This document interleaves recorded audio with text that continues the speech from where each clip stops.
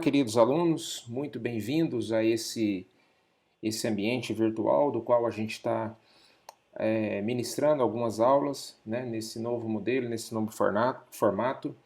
Eu agradeço o empenho que vocês estão tendo no desenvolvimento dessas atividades e ao longo das semanas a gente vai postando conteúdos, a gente tem uns fóruns de discussão para a gente sanar as nossas dúvidas a respeito de cada tema.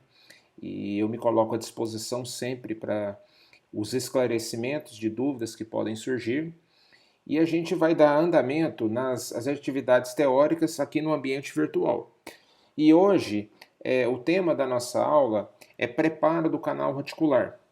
Então nós estamos seguindo uma sequência do tratamento endodôntico, do qual vocês viram inicialmente os conhecimentos da anatomia interna. Depois vocês viram os princípios da abertura coronária. E agora, nós dando seguimento às etapas do tratamento endodôntico, a gente precisa preparar o canal reticular, ou seja, aqueles princípios de ampliação. Então, hoje, os objetivos da nossa presente aula é a gente conhecer os princípios biológicos e mecânicos do preparo do canal reticular, conhecer as diferentes etapas do preparo do canal reticular, quais são as etapas que norteiam a modelagem do canal reticular ou o preparo em si. E conhecer os princípios do diâmetro anatômico para a ampliação ideal do canal reticular. Então nós vamos ver esses conceitos na aula de hoje. Lembrando que vocês podem assistir ela na íntegra, ela vai ser disponibilizada dentro da plataforma, vocês podem ver quantas vezes forem necessárias. E depois, ao final dela, eu vou deixar um fórum de discussão no sentido da gente pegar os conhecimentos que a gente adquiriu aqui e contextualizar com os conceitos abordados aqui na disciplina. Então, fiquem bastante empenhados em responder esses fóruns, que a gente vai interagir muito por lá também.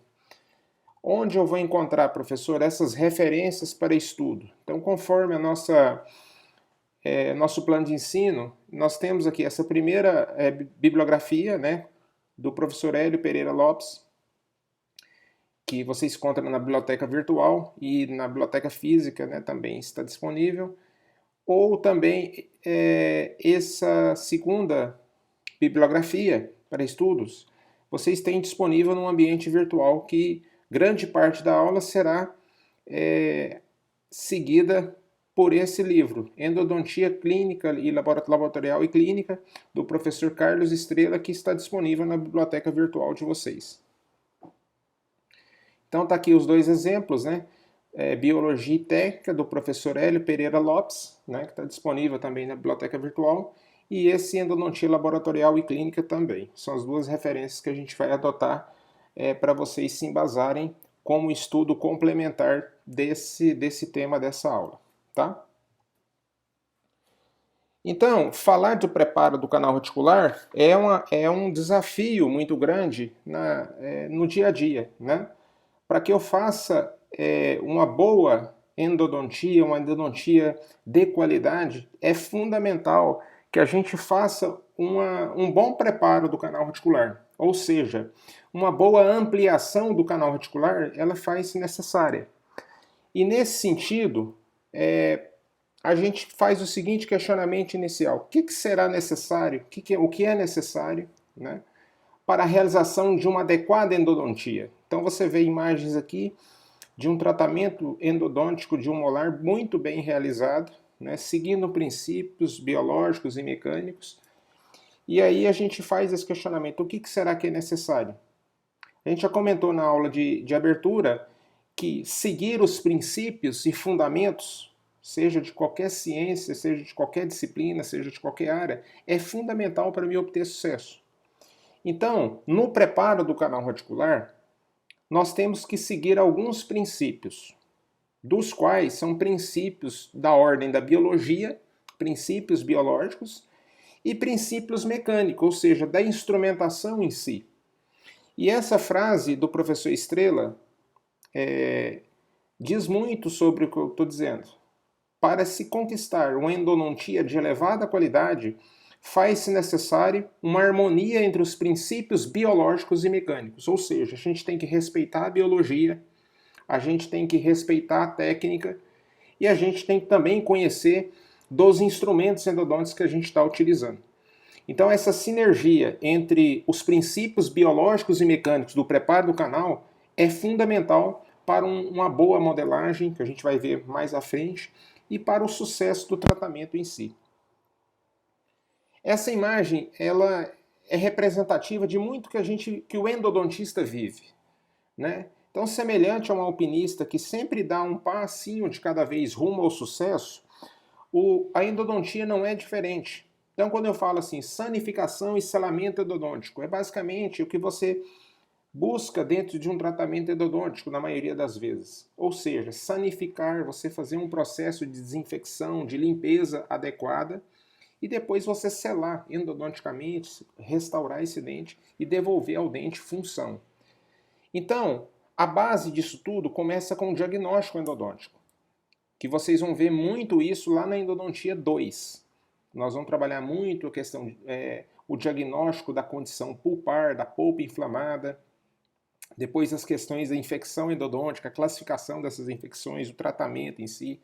Então nós vamos entrar mais a fundo lá na endodontia 2 sobre o diagnóstico, mas ele é a base do tratamento. Ou seja, é meu primeiro passo.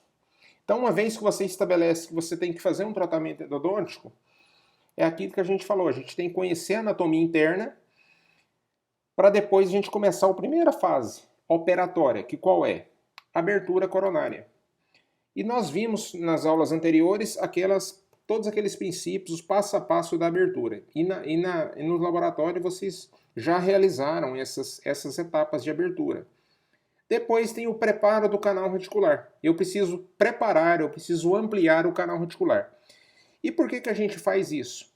Porque depois de preparar o canal, depois de ampliar o canal, eu preciso preencher esse canal, que é a fase da obturação do canal reticular, que nas semanas seguintes vocês vão ter uma aula com o professor Orlando sobre essa etapa do tratamento. E depois eu preciso restaurar.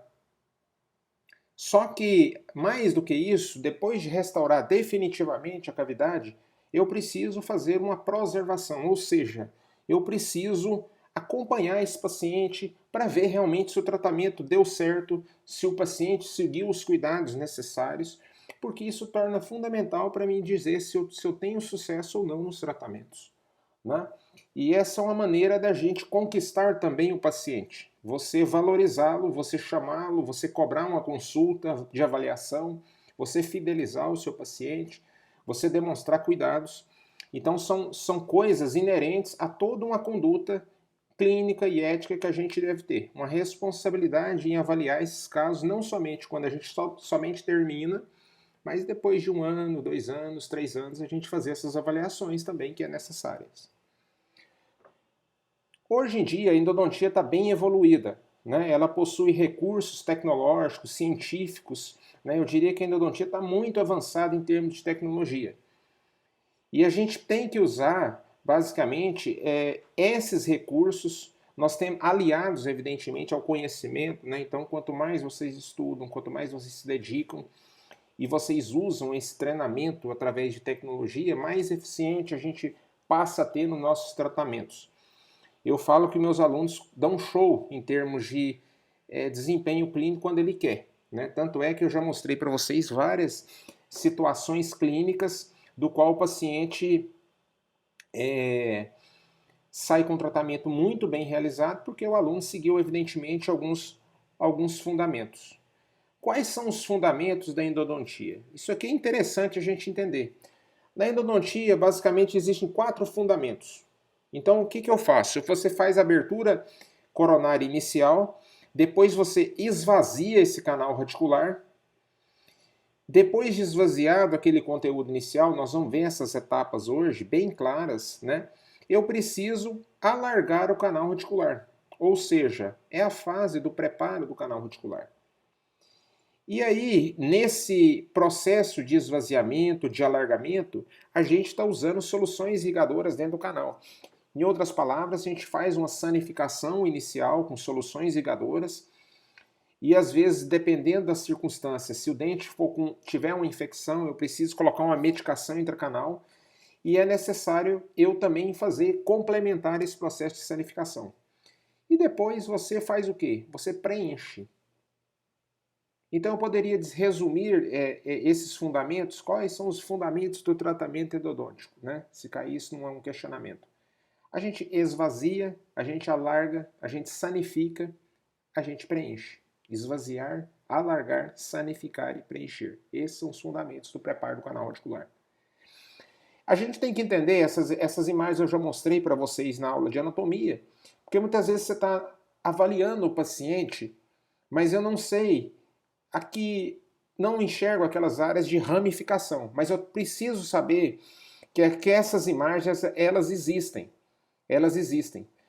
E eu sei que se elas existem, eu tenho que entender alguns princípios e entender a importância de fazer uma boa limpeza desses canais em caso de infecção, por exemplo. Porque vocês vão ver agora que a atuação do instrumento dentro do canal é somente no canal principal. Nós vimos que o canal também tem essas áreas de ramificação. Isso aqui são um estudo de Vertucci, em 2005. Que eu preciso depois complementar isso aí com a solução irrigadora. Então, quando a gente está fazendo todas aquelas etapas, é necessário que a gente faça um processo de sanificação, irrigar constantemente esse canal, né? Então, quais são os objetivos do preparo do canal? Se a gente pudesse resumir isso aí. Quando eu preparo o canal, eu viso o quê? Uma limpeza desse sistema de canais, visto que eu posso ter uma condição de infecção, que o canal está extremamente contaminado por bactérias e seus derivados, enzimas e tudo mais. Eu preciso ampliar e eu preciso fazer uma modelagem. Lembrando que modelagem e preparo são sinônimos. Então, para que preparar o canal? Do lado direito está esse questionamento. Para que preparar o canal? Porque eu preciso fazer o quê? Uma limpeza, eu preciso ampliar e eu preciso estabelecer uma modelagem. Quando a gente pega diferentes literaturas, a gente vai ver muitos termos relacionados a esse assunto, preparo do canal radicular. Então, os alunos que vão estudar no livro, vai estar lá muitos termos, que muitas vezes são novidades, e que a gente vai comentar muito aqui. Comprimento de trabalho, modelagem longitudinal, limpeza e modelagem. Então, veja só, onde está em verde, você tem lá no início, preparo do canal radicular, tem livros que chamam de essa fase de limpeza e modelagem. Outros livros adotam preparo químico-mecânico. Outros livros colocam fase de instrumentação. Então, essas palavras que está destacada aqui em verde, preparo do canal radicular, limpeza e modelagem, preparo químico-mecânico, fase de instrumentação, são sinônimos. Só que a gente vai usar o termo preparo do canal radicular. Então, preparo biomecânico também, preparo mecânico, tudo são sinônimos do preparo. Nesse sentido, só fazendo uma recapitulação, nós conhecemos o instrumento endodôntico, não é assim? Nós vimos o processo de fabricação desses instrumentos endodônticos, que eles são categorizados por séries e que eles são confeccionados também em diferentes comprimentos. E quem padronizou isso foi esse autor, John Ingle, em 1955. Porque imagine você se todos os instrumentos endodônticos fossem de uma cor só, não fossem padronizados.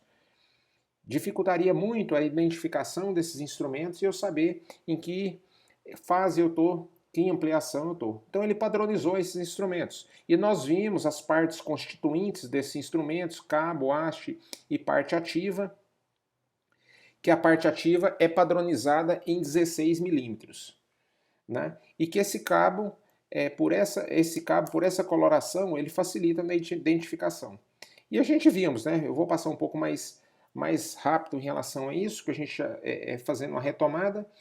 E nós vimos esses diferentes instrumentos, de D0, D16, aquelas partes constituintes que a gente viu na parte do conhecer os instrumentos endodônticos. Vimos que esses instrumentos endodônticos eles são fabricados por torção e por usinagem, e aqueles instrumentos relacionados, fabricados por torção, eu tinha lá a categoria do K-File e K-Flexofile, e aqueles por usinagem, eu poderia citar os instrumentos do tipo Redstone e os instrumentos de níquel-titânio. Mas qual que é a diferença nesse processo de fabricação, conforme nós mencionamos em aulas anteriores?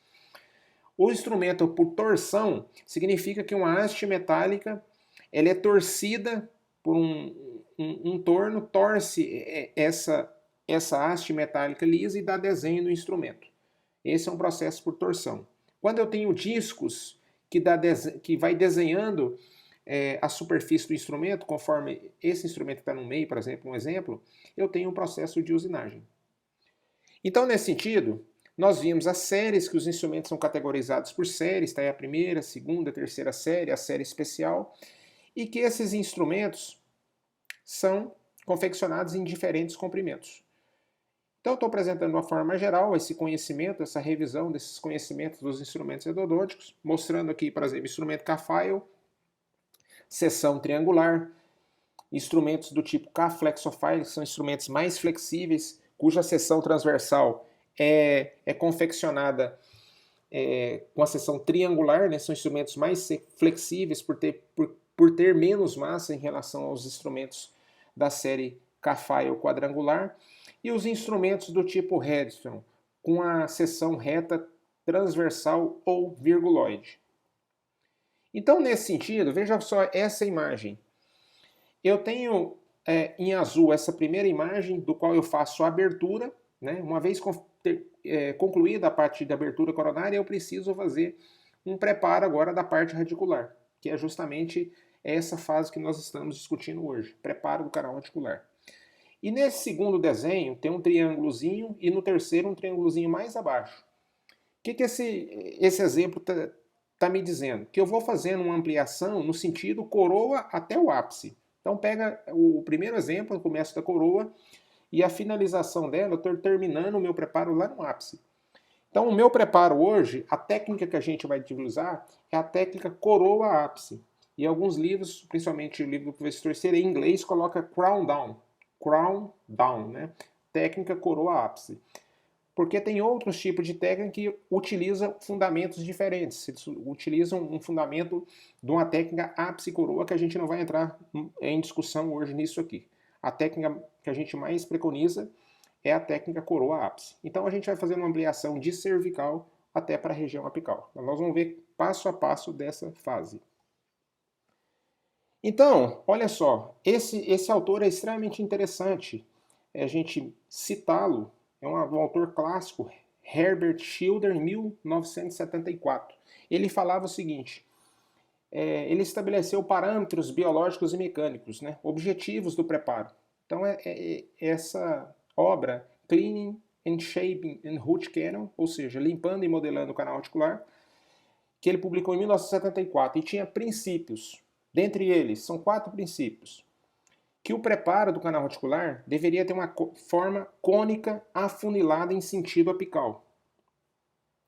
Um outro princípio que ele colocou, o preparo no interior do canal dentinário. Nós falamos isso, você lembra que a gente mencionou isso nas primeiras aulas, daqueles limites histológicos que eu tinha um canal dentinário, e uma vez que o canal dentinário terminava, começava o canal sementário até a região do periapical.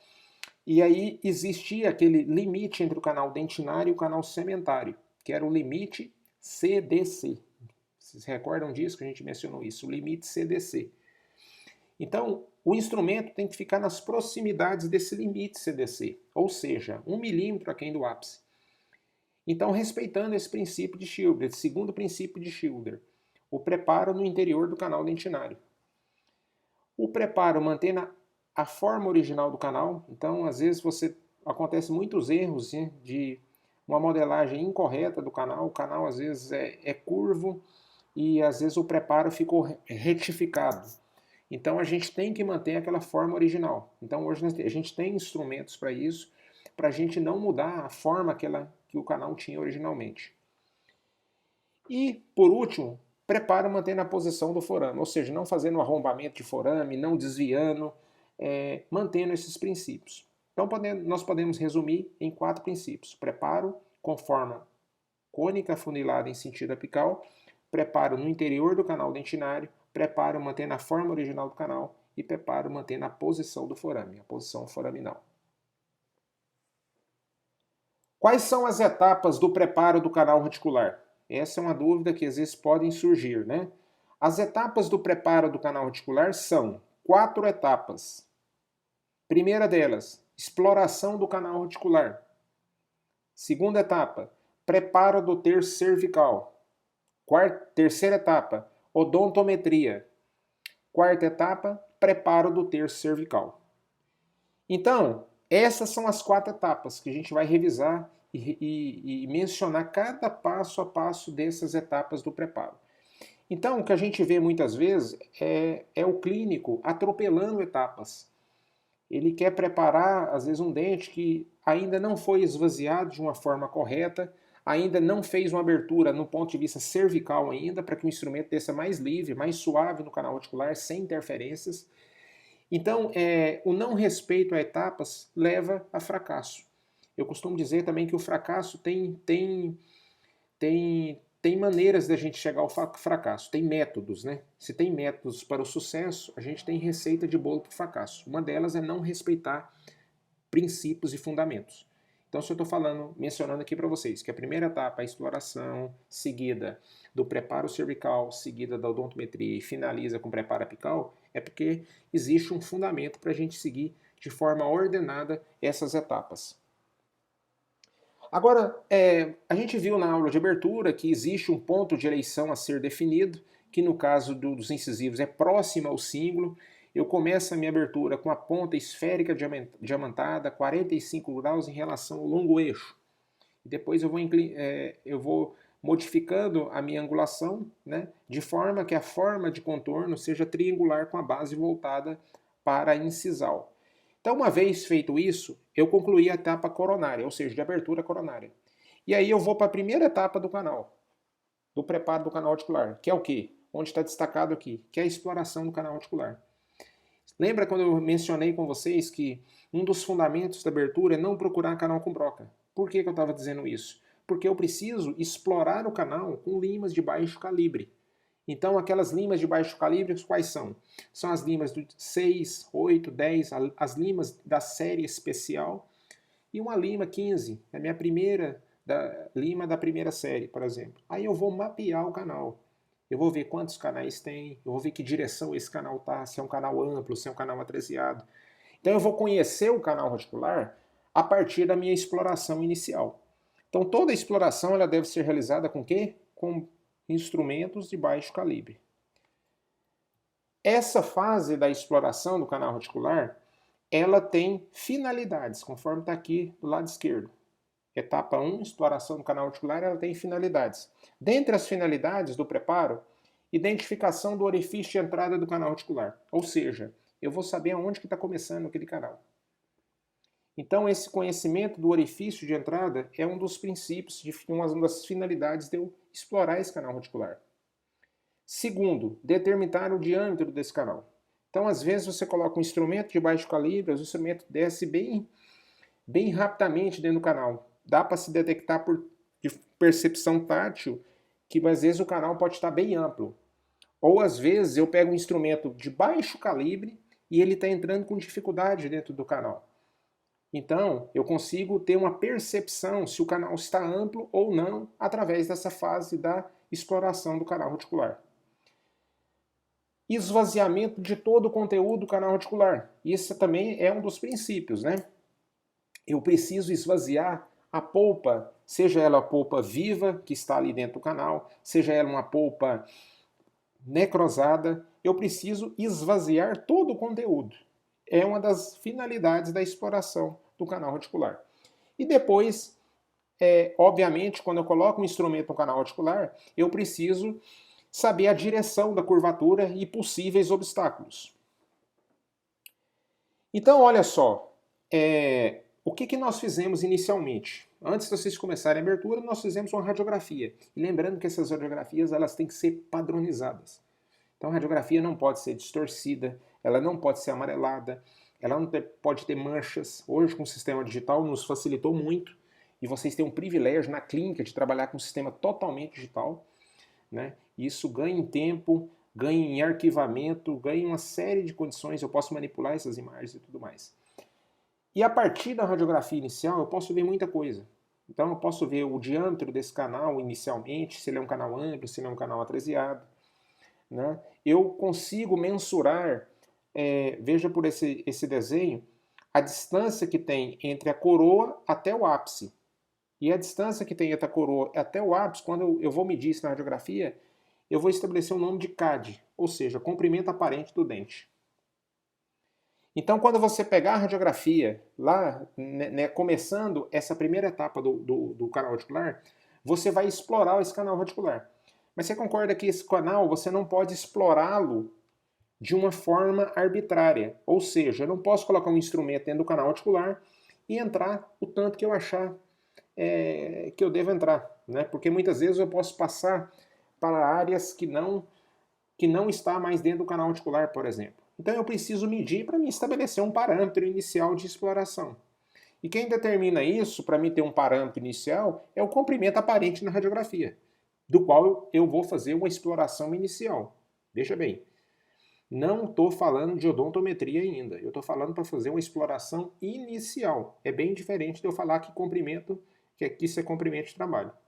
Então, feito isso, eu mensurando esse comprimento aparente, em geral, eu tiro 2 milímetros dessa medida e estabeleço, por exemplo, o comprimento X. Então, eu vou dar um exemplo para vocês. Eu tenho aqui um comprimento, vamos supor que esse comprimento que eu estou medindo aqui esteja 25 milímetros, ou seja, da coroa até o ápice, está dando 25 milímetros. E aí, eu tiro 2 milímetros dessa medida, ficaria 23. Então, esse comprimento de 23 milímetros seria o comprimento inicial do qual eu vou fazer a minha exploração inicial. E uma vez que eu determino essa exploração inicial, eu vou pegar os instrumentos compatíveis com essa fase, que é a exploração inicial. Instrumentos de baixo calibre. Então, qual instrumento eu utilizar? Instrumento de baixo calibre, ou instrumento 10, aqui um exemplo clínico, né, de eu fazer nessa etapa da exploração, ou instrumento de número 15, que eu faço essa exploração inicial. Veja que eu posso ter diferentes condições na clínica, né? O paciente pode procurar para fazer um tratamento endodôntico sobre duas condições. Ou ele tem uma inflamação, e aí por isso que existe um diagnóstico pulpar, né? Ou ele te procura, às vezes com dor, mediante uma condição de infecção, do qual eu não tenho mais vitalidade desse tecido pulpar, esse tecido pulpar necrosou e eu preciso fazer o tratamento endodôntico. Então repare nesse desenho que eu tenho duas condições distintas. Eu tenho uma condição de inflamação, certo? E eu tenho uma condição de infecção. Ambas essas situações você vai explorar esse canal articular, né? Só que na fase de inflamação, né, o próprio livro do capítulo de preparo fala que nem sempre eu preciso esvaziar numa condição que eu tenho de polpa viva até o ápice. Eu poderia esvaziar 1 milímetro aqui, deixando um coto pulpar na região periapical. Agora, na segunda situação, quando eu tenho infecção endodôntica, eu preciso fazer o esvaziamento até o ápice, até o zero apical. Repare, eu estou numa fase de esvaziamento. Eu não estou falando em preparo até o zero. Eu estou falando de esvaziar esse conteúdo até o zero. Então essa basicamente é a etapa inicial. A etapa inicial é a exploração do canal articular. Segunda etapa é o preparo cervical do canal radicular. Então olha só esse desenho extraído do site Endoscience, que esse preparo cervical, ele inicia na parte cervical e começa no início do terço médio do canal. Então, muitas vezes, existe esse termo, né? Preparo dos 2 terços. O que seria isso? O que seria isso? É o preparo cervical, início do terço médio. Então, pegaria 2 terços desse canal radicular, porque o terceiro terço seria a parte apical, mas que é a quarta fase. Então, esse preparo cervical, ele tem também finalidades. Primeira delas é que quando eu faço um preparo cervical do canal, eu tenho um acesso mais direto ao terço apical. Ou seja, ele tem como finalidade fazer uma abertura do orifício de entrada do canal radicular, o que permite uma maior liberdade do instrumento, ou seja, o instrumento vai descer mais livre a região apical, diminuir possíveis interferências, né, e sendo mais observado no preparo manual, essas diferenças. Então, a gente abre o orifício de entrada do canal radicular. Então, uma das finalidades também é que isso remove um maior conteúdo e contaminação da porção cervical. Muitas vezes, muitas contagens, às vezes de micro-organismos, detectam muito, em algumas situações uma prevalência, né, uma quantidade de bactéria muito maior na região cervical, na entradinha do canal, do que propriamente na parte apical, em algumas situações. Por que isso? Porque eu faço exemplo sempre de uma porta, né? Às vezes você tem uma multidão que quer entrar para dentro de uma sala e às vezes o tumulto está tudo lá na entrada do canal. É basicamente essa analogia. Não estou dizendo que na parte apical não tenha bactéria, não tenha bactérias com virulências, com patogenicidade, que não tem uma quantidade enorme de bactéria. Tem sim.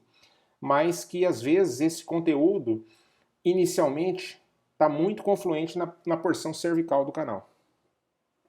Maior penetração. Uma vez que eu abro o orifício de entrada, eu vou mostrar exemplos para vocês, eu consigo uma maior penetração da solução irrigadora, ou seja, você consegue irrigar melhor o canal. Você, além de visualizar, você consegue irrigar melhor o canal radicular. Menor possibilidade de formação de degrau e perfuração e fratura de instrumento. É claro, você começa a mapear melhor o canal, você começa a preparar melhor esses instrumentos, como eles descem mais suave, né, sem muita interferência nessa porção coronária e cervical, evita esse tipo de situação. Obviamente, se ele está mais ampliado, se eu amplio ali, maior facilidade para a colocação da medicação intercanal e da obturação. Nós vamos ver isso aí também. Menor prevalência de dor pós-operatória decorrente de menor extrusão de restos necróticos e micro-organismos. Então, um grande erro que acontece, às vezes na clínica, de dor pós-operatória de paciente, é o não preparo cervical do canal. Então, às vezes, o paciente relata dor porque o colega, às vezes, não fez um preparo cervical adequado, e aí ele pega um instrumento endodôntico, que não é de baixo calibre às vezes, e empurra tudo aquela contaminação que está na parte cervical para a região periapical. E aí o paciente tem uma reação inflamatória severa em função disso. Então, por isso que o preparo ele tem que ser segmentado. Você tem que fazer ele por segmento. Eu faço a abertura coronária, depois eu faço a abertura cervical e a parte do terço médio, depois eu vou ampliando de forma segmentada, ou seja, uma parte de cada vez, para me evitar, evidentemente, empurrar micro-organismos para a região periapical e o paciente voltar com dor pós-operatória. Então, olha só esse exemplo. Ampliar o orifício de entrada do canal. Preparo dos 2/3. Repare quando você faz um preparo cervical bem executado, eu consigo identificar cada canal. Então eu sei qual que é o canal palatal, o canal mesovestibular, o distal, o quarto canal. Esse canal foi bem ampliado. Então todas aquelas finalidades facilitam. Então facilita agora eu irrigar o canal radicular, facilita você obturar depois que você consiga identificar, facilita você colocar medicação do intracanal, visualizar os canais, mapear o canal, fica bem mais fácil. E aí, exemplos, né, de preparo cervical, e nós temos diferentes brocas para fazer esse preparo cervical. Nós podemos fazer eles com brocas de níquel-titânio, brocas de largo, brocas de Gates, né, LAXs. Basicamente, nós pedimos para vocês as brocas de Gates e as brocas de largo. Mas aqui mais abaixo, só a título de informação, né, nós temos instrumentos de níquel-titânio também hoje que faz isso aí também. As brocas de Gates, né, agora para a gente conhecer essas brocas que fazem, que ajudam muito no preparo cervical, elas são utilizadas em movimentos de penetração e remoção, ou seja, movimento de entrada e saída somente. Eu vou mostrar para vocês depois em vídeo essa diferença que tem de uma broca com a outra. Outra coisa, elas não podem trabalhar em lateralidade. Então, o movimento somente da gates, ela pode trabalhar movimento de entrada e saída. Entrou e saiu, 1, 2, 1, 2, pronto. Se eu fizer esse movimento de lateralidade, ela pode vir a fraturar. Devem ser introduzidas no canal em rotação. Então, tem que pisar na caneta de baixa rotação e entrar ela acionada para evitar o travamento. Canal sempre inundado com solução irrigadora. Isso aqui eu menciono com os alunos que às vezes fazem muita coisa, ou clínico, às vezes com canal seco, né? E na endodontia, somente 2 situações o canal deve necessariamente estar seco. Quando eu vou colocar a medicação dentro do canal, esse canal tem que estar seco. E quando você for obturar o canal reticular, ou seja, você vai preencher ele definitivamente e selar e terminar o tratamento. Somente nessas situações o canal tem que estar seco. Então, eu sempre brinco assim, porque se eu não tiver nessas 2 fases, o canal tem que estar o quê? Completamente inundado, ou seja, com solução irrigadora. Então, a cada troca de instrumentos que a gente vai fazer, a cada troca de brocas que a gente faz, eu tenho que irrigar o tempo inteiro e deixar o canal totalmente inundado com a solução irrigadora. Então, olha aqui a pontinha, o jeito que é, né? Repare a ponta do jeito que é a gates. E ela tem essa ponta tem diferentes diâmetros. Então eu tenho a gates de número 1, a gates de número 2, que tem um diâmetro de 0,70 ou 70, a gates número 3, que tem um diâmetro de 0,90, a gates número 4, 1,70, 10, desculpe, a gates número 5, 1,30 ou 130, e a gates número 6, 1,50. Como é que eu identifico cada uma? Repare que na haste tem esses risquinhos aí, ó, esses risquinhos na haste. Então, cada risquinho desse vai indicar um número. Então, se tiver 6 risquinhos, eu tenho a gates de número 6. Se eu tiver somente um risquinho, é a gates de número 1. Se eu tiver 2 risquinhos na haste somente, eu tenho a gates de número 2 e assim por diante. Agora veja bem essas brocas. Ao contrário da gates, a ação não é somente na ponta. Ela tem uma parte ativa bem maior do que a gates. Ela trabalha em movimentos de pendulares, ou seja, aqui eu posso trabalhar em movimentos de lateralidade, ela me permite isso, né? Remoção da projeção dentinária. Repare que ela tem a ponta inativa, ou seja, ela corta em lateralidade. E do mesmo exemplo da gates, canal sempre inundado de solução irrigadora. Então, olha só, olha o tamanho da parte ativa dessa broca, ela é bem diferente.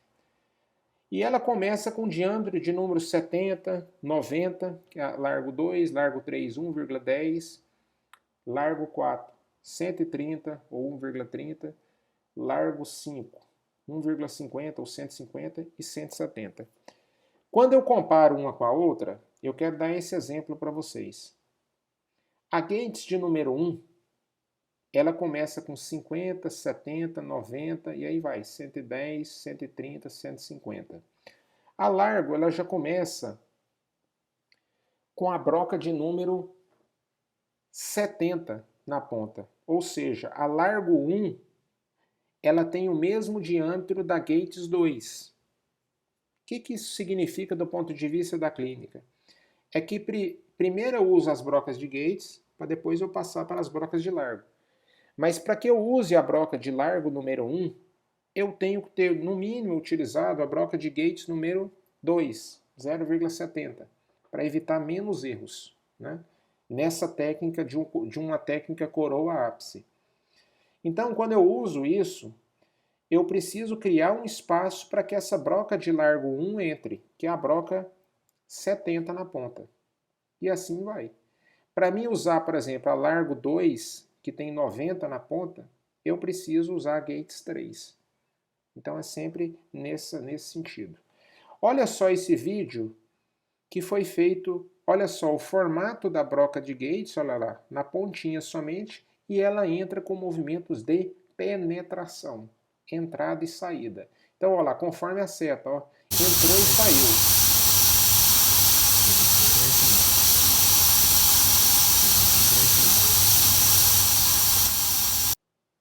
Então, o movimento de entrada e saída. Agora a broca de largo, uma vez que eu usei lá inicialmente as brocas de gates, vamos supor que eu usei a gates 1 e a 2. Agora eu posso pegar a largo de número 1 para fazer esse complemento do preparo cervical. Você faz um movimento agora de lateralidade. Então olha só esse vídeo, o movimento da mão do operador.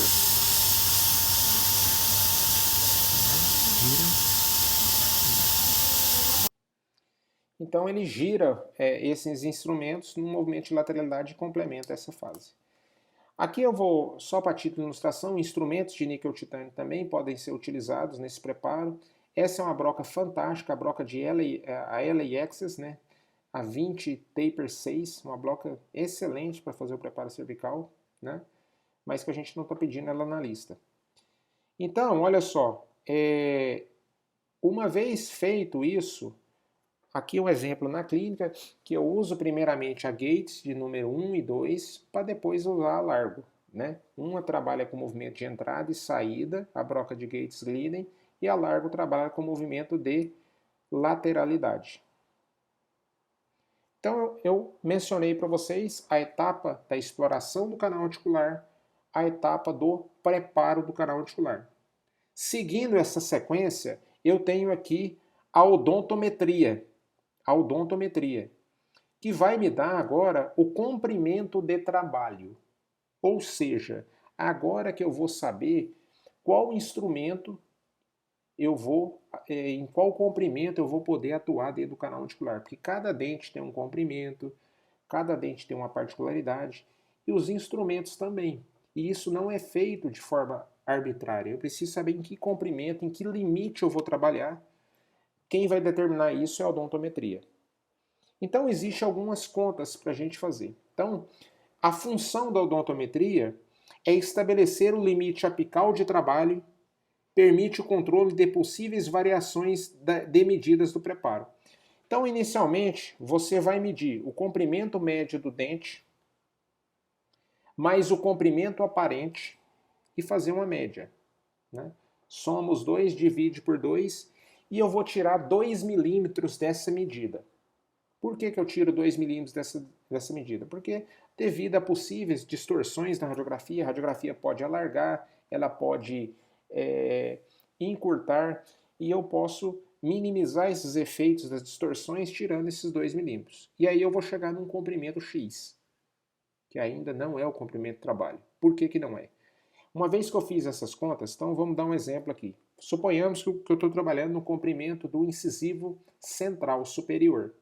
O comprimento médio dele é de 23 milímetros. E eu pego a radiografia que eu fiz na clínica e eu vou medir da coroa até o ápice, né? E encontro uma medida de 23 milímetros. Então, fazendo as contas, 23 mais 23, 46, divide por 2, 23. Então, por essa fórmulazinha, eu vou tirar 2 milímetros dessa medida, eu vou encontrar um comprimento X de quanto? 21 milímetros. Então, eu determinei esse comprimento X. Agora eu vou inserir esse instrumento dentro do canal. E eu vou lá radiografar. Então, quando eu radiografo, você radiografa com um instrumento dentro do canal, é a radiografia de odontometria, que eu vou tentar determinar se eu acertei esse comprimento. Porque se eu acertei, eu tenho que ficar 1 milímetro do vértice do apical radiográfico. Ou seja, tem que ficar nas proximidades, histologicamente, aquelas proximidades do CDC, cemento dentina canal. Então, olha só, essa é a primeira radiografia de um caso clínico. Eu passei lá, ó, não acertei a odontometria.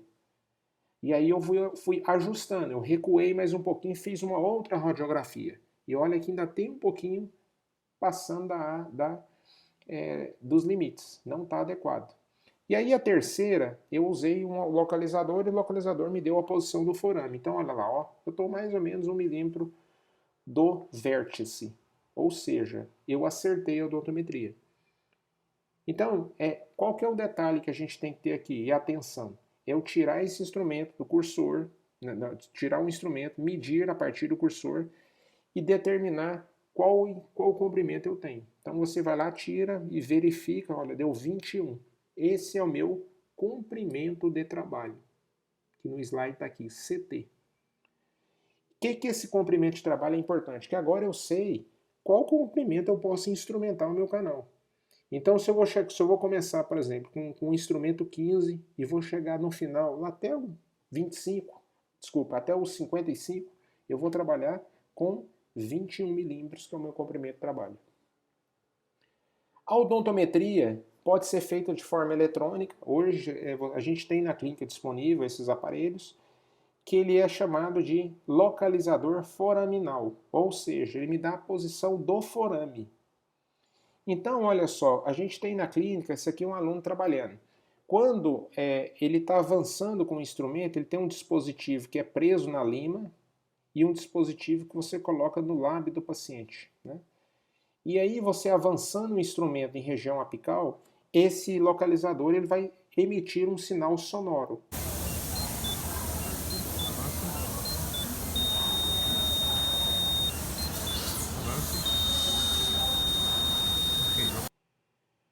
Então, quando ele emite esse sinal sonoro, significa que eu estou lá no zero apical. Então, a partir disso, você recua 1 milímetro da medida e você vai lá e radiografa para ver se você acertou. Então, basicamente, ele nos ajuda muito a chegar no comprimento de trabalho. Ele não determina comprimento de trabalho. Ele é um auxiliar para me localizar o forame apical. E eu localizando o forame, obviamente, é mais fácil eu determinar o comprimento de trabalho. Agora eu quero trabalhar com vocês um conceito agora de ampliação, que é o nosso terceiro objetivo da aula. Até que ponto vou alargar o canal? Essa é uma pergunta, né? Por que dentes eu chego até 60, 70 e tem dentes que eu falo assim para o aluno, termina até a 35?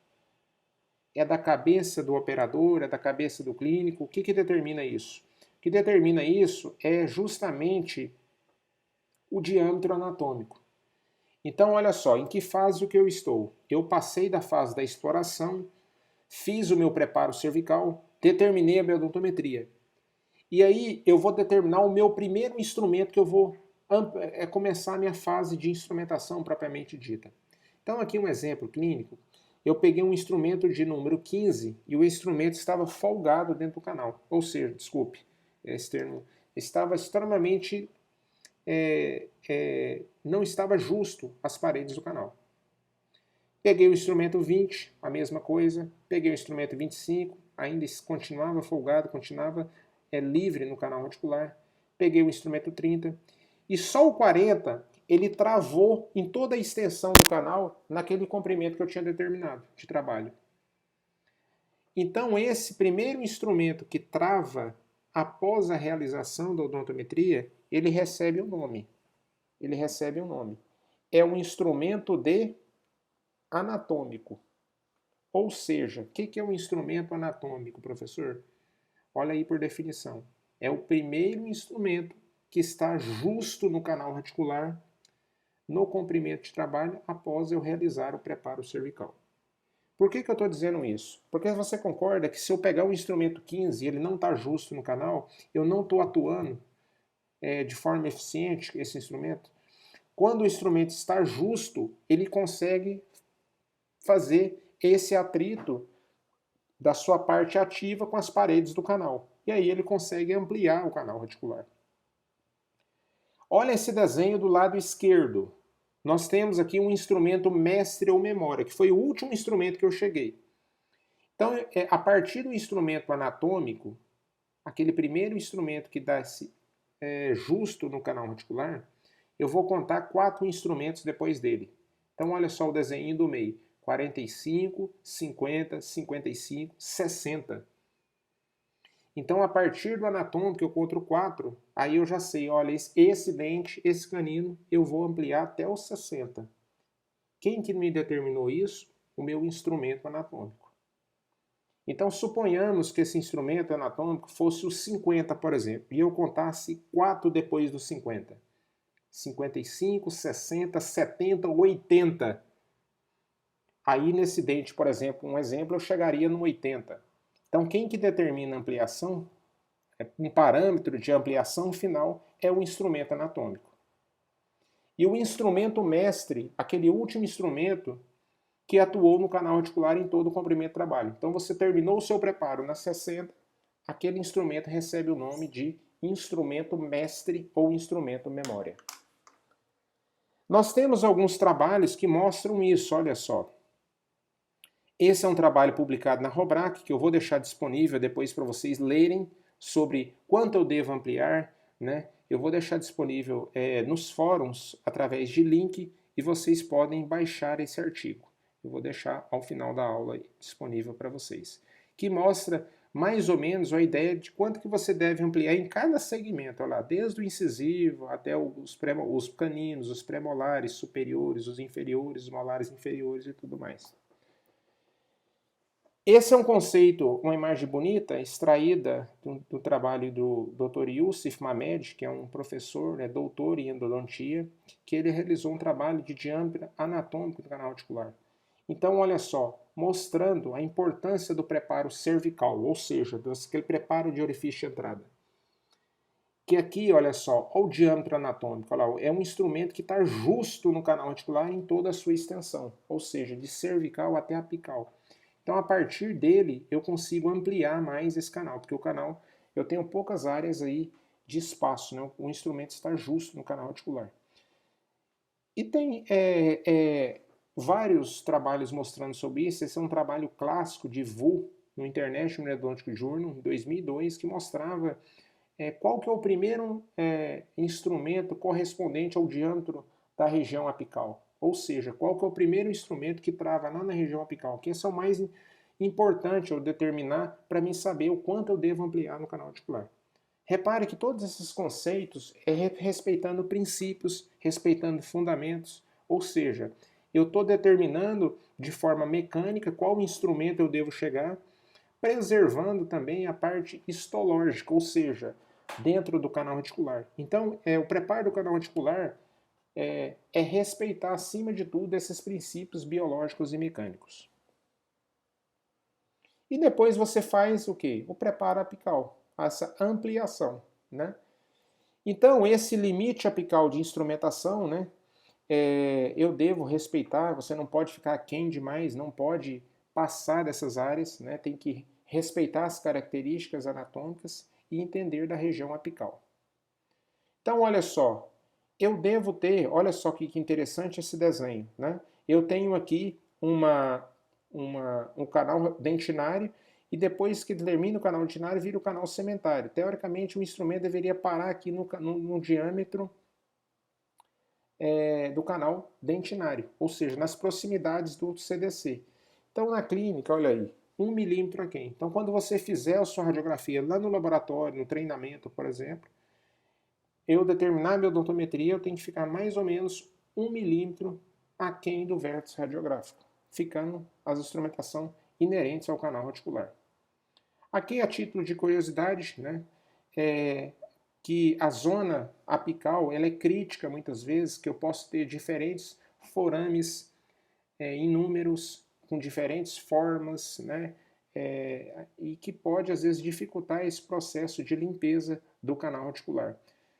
Mais imagens, olha lá, de instrumentos, às vezes você tem mais de um forame, o instrumento está travado de um forame, entre aspas, que você consideraria principal, mas tem mais de um forame, por exemplo. Tudo isso mostra o quanto a anatomia interna ela é também desafiadora, né?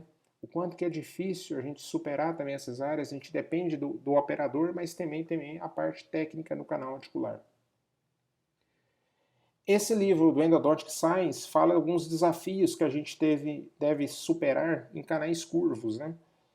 Que é estabelecer essa curvatura do canal reticular, determinar esse diâmetro anatômico, agora vocês recordaram, a gente recordou muito esse conceito de diâmetro anatômico, e a gente estabelecer uma sanificação apical, ou seja, trabalhar com soluções icadoras, uma boa medicação intracanal em casos de infecção do canal reticular, né?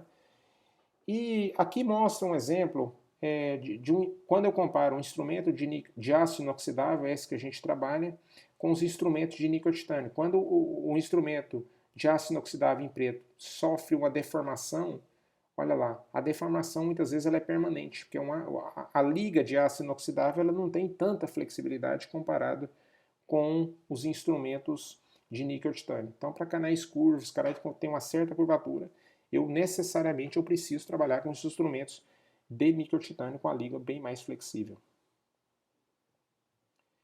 Então eu queria mostrar alguns casos, né? Essa aqui é uma frase do emblemático Ayrton Senna, né?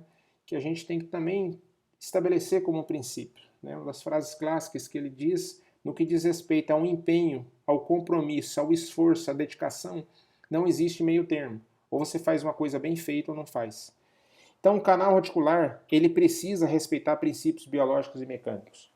A gente vê quantas situações clínicas que às vezes não respeitou princípios biológicos e mecânicos, não fez um tratamento de qualidade. Olha só que casos, né, difíceis de ver na clínica, né? Pinos mal adaptados, mal escolhidos, né? Então, o não respeito e atenção ao preparo do canal leva a grandes erros. Leva a grandes erros. Olha só isso aqui extraído do livro do professor Estrela. Quantos absurdos por não seguir realmente princípios biológicos e mecânicos, não respeitar as etapas graduais do preparo, né? Então é sempre esse passo a passo. E se a gente fizer cada passo de forma atenciosa, de forma respeitosa, respeitando esses princípios, esses parâmetros, as chances de sucesso passam a ser bem maior, né? Obediência, essa é a palavra, obediência. Então aqui alguns exemplos, né, que quando a gente recebe alguns pacientes, nós temos condições de entregar bons tratamentos, né? Nós temos condições de restabelecer a função do paciente e aí selar o dente. Esse é o objetivo do tratamento endodôntico, tá? Bom, então eu agradeço a atenção aqui retomando os conteúdos. Nós vimos hoje na aula, conhecemos esses princípios biológicos e mecânicos, então entender que o instrumento tem limite de atuação dentro do canal, eu tenho que respeitar aqueles limites histológicos, que são características biológicas também, eu tenho que conhecer os instrumentos, né? Nós vimos hoje as diferentes etapas do preparo do canal radicular. Quais são as diferentes etapas do preparo do canal radicular? Vamos lá. Primeira etapa, exploração do canal radicular. Segunda etapa, preparo cervical do canal radicular. Terceira etapa, odontometria. Quarta etapa, o preparo apical. E nós conhecemos os princípios do diâmetro anatômico para ampliação ideal do canal radicular. Então você viu que aquele primeiro instrumento que está justo no canal, após a realização da odontometria, é o meu instrumento anatômico. Uma vez determinado o instrumento anatômico, eu tenho um parâmetro de quanto eu posso ampliar nesse canal radicular. Então, aí eu conto 4 instrumentos, eu vou chegar num diâmetro final. E aí aquele instrumento que tiver no canal, que foi meu último instrumento que atuou, é o meu instrumento mestre ou memória. Tá?